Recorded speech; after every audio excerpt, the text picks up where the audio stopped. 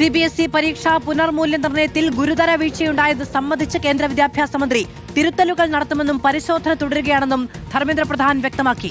ഉത്തരപേപ്പറുകൾ സുരക്ഷിതമാണ് എന്നും പരീക്ഷാഫലം റദ്ദാക്കുന്ന നടപടികൾ ചർച്ചയിലൂടെ തീരുമാനിക്കുമെന്നും CBSE വൃത്തങ്ങൾ വ്യക്തമാക്കി.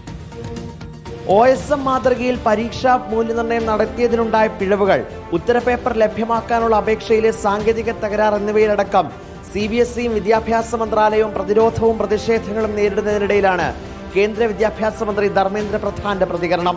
आज हमने जो CBSE की 12th की जो एग्जामिनेशन लेके कुछ विषय सामने आई है उसकी एक रिवैल्यूएशन अभी शुरू होगा. ഉണ്ടായത് ഗുരുതര വീഴ്ച, അത് പരിഹരിക്കും.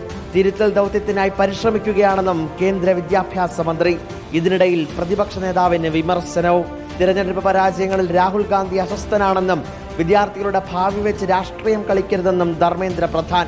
പിന്നാലെ മറുപടിയുമായി രാഹുൽ ഗാന്ധി രംഗത്തെത്തി. വിവാദ കമ്പനിക്ക് മൂല്യനിർണ്ണയ കരാർ എന്തിനു നൽകിയെന്നും തന്നെ ആക്രമിച്ചതുകൊണ്ട് ചെയ്ത കുറ്റകൃത്യം ഇല്ലാതാകുന്നില്ലെന്നും രാഹുൽ.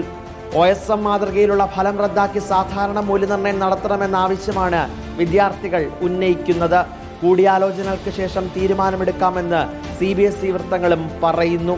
വിദ്യാർത്ഥികളെ സഹായിക്കുന്നതിനായി ഹെൽപ്പ് ലൈൻ നമ്പറും ഇമെയിൽ IDയും CBSE പുറത്തിറക്കിയിട്ടുണ്ട്. ഏത് പരാതിയും നേരിട്ട് CBSE ഉദ്യോഗസ്ഥരെ അറിയിക്കുന്നതിനാണ് സംവിധാനം. റിപ്പോർട്ടർ, ദില്ലി.